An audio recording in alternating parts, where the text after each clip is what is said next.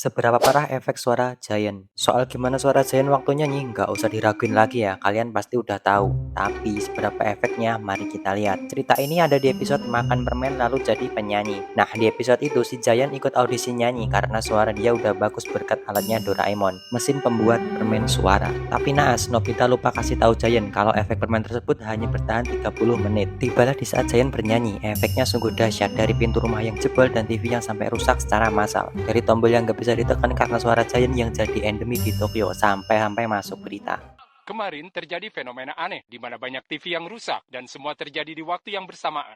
Jumlah pasien rumah sakit juga meningkat secara drastis, tapi total kerugian belum bisa diperkirakan. What?